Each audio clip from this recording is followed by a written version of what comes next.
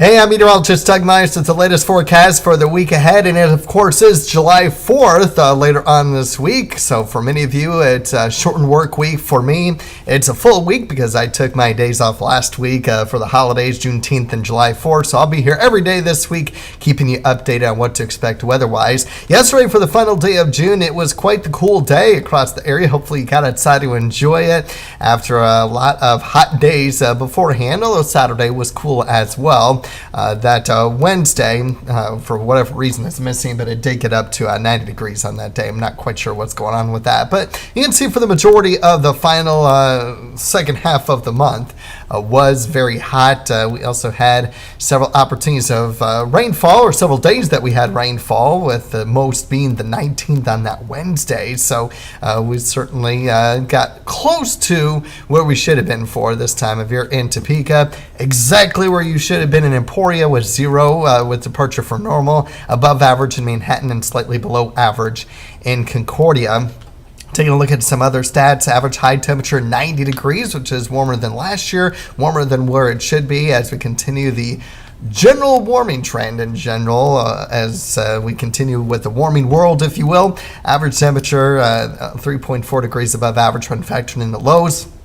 57 and 102 was our extremes, and we had half of the days at least 90 degrees. So that's what we had in the month of June. How about July? What can we expect? Average high today, 89, low 69. By the end of the month, 91 and 69, the high and low. You can see how the sunrise sunset time changes throughout the month, and we average about 3.99 inches of rainfall. However, for the past 15 years, we've averaged just slightly more. So those are our averages. What can we expect for the general 30-day average, if you will? We have equal chances of drier than normal, wetter than normal across the area, drier than normal in western Kansas. Now, a lot of it may end up being for this first week of the month, as it's going to be very active for the first week of the month in the 8 days that you'll see here in a little bit. Probability of above average temperatures in July, certainly no surprise there. So, what can we expect for the week? Up and down temperatures, but for the most part, not really too bad temperature-wise. Tomorrow is going to be the worst of it, especially not only in the next 5 days, but even in the extended outlook from what I see, especially within the next 8 days. Tomorrow is going to be the hottest temperature. What about that humidity, though? It was very comfortable yesterday. It is expected to increase through the day today, and especially into tonight. And so today still won't be terrible. And then we're going to be very humid. Low to mid 70s for dew points for basically Tuesday, Wednesday, and the first half of Thursday, coming down late Thursday into Thursday night, and then much nicer conditions on Friday. All right, so rainfall-wise, we have several opportunities of rain. It's not going to be all-day washouts on any one particular day, though, so there will be times where you'll be able to enjoy some dry time. But here's a round of rain pushing through this morning. Dry by this afternoon, and even some sun, so have those sunglasses handy. We'll get a few opportunities of showers and thunderstorms tonight, but it is very low. I think most of it stays up to our north.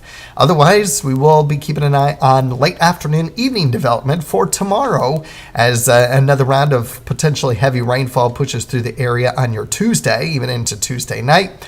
Wednesday, for the most part, dry. We may get a few isolated showers and thunderstorms here and there, but increasing the opportunity as we head into the late evening hours of Wednesday, as that pushes through the area with some moderate to heavy rain at times. Severe weather at times as well.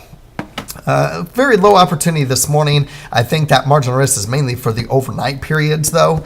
And then we'll keep an eye on late tomorrow afternoon, evening. In extreme northeast Kansas, we have that enhanced risk that has the highest potential of possible tornado and some large hail.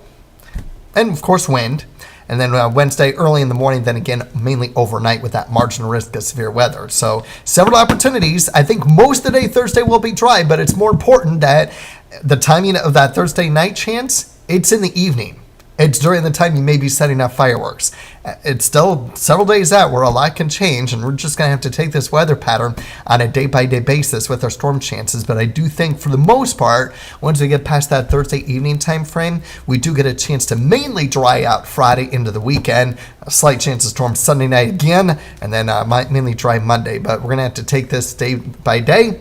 Again, most of the daytime hours dry, and it is going to depend on how much sun we get on a couple of these days, especially tomorrow, with respect to how widespread and how severe the storms are going to be. And then just a quick look at our extended outlook. So we have generally equal chances of drier than normal weather than normal until we get into the drier than normal time period in the 3 to 4 week time period, if you will, or drier than normal weather pattern.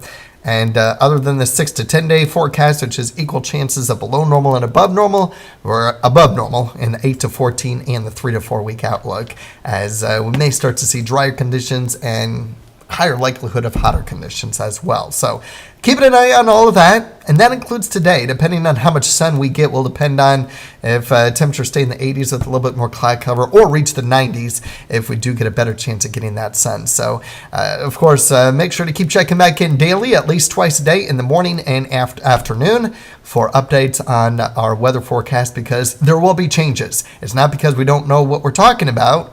It's because we have updated information and fine-tuning the details of the forecast. And it means we're doing our job, too, for changing the forecast. And if we just left it as is right now, we wouldn't be doing our job, right? All right, have a great day. Stay weather aware, stay safe, and we'll keep you updated.